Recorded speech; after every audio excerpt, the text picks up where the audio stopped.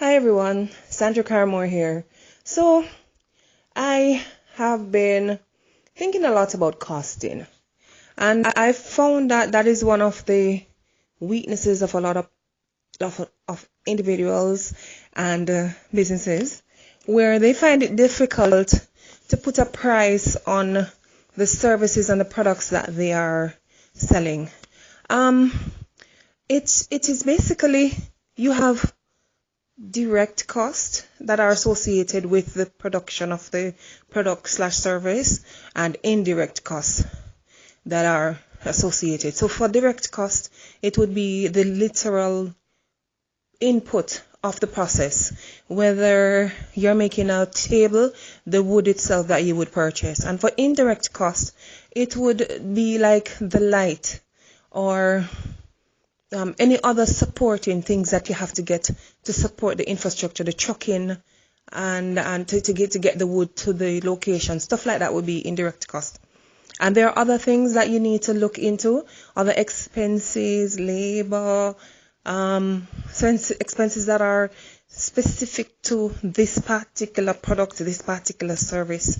And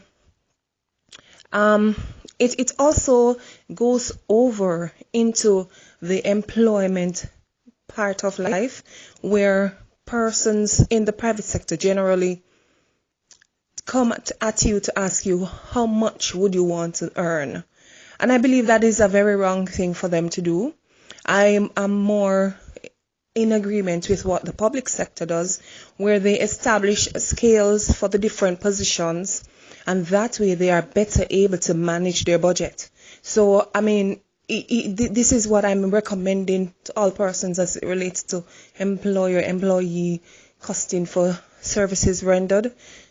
Companies, private sector companies, I'm encouraging you, entrepreneurs, I'm encouraging you to identify the average cost, the average salary of the position that you have to fill, and see where on that scale you can manage to pay the person. When the person comes at you, you offer them that amount, and they can take it or leave it, instead of you pushing to pay them what they say they can live on and go out of budget and stress yourself and your company, or paying them the little because they went below the market recommended range or scale, and then they find out that there's another person doing the exact same job and getting paid more, and then you're going to have all manner of things and issues coming up as a result of that.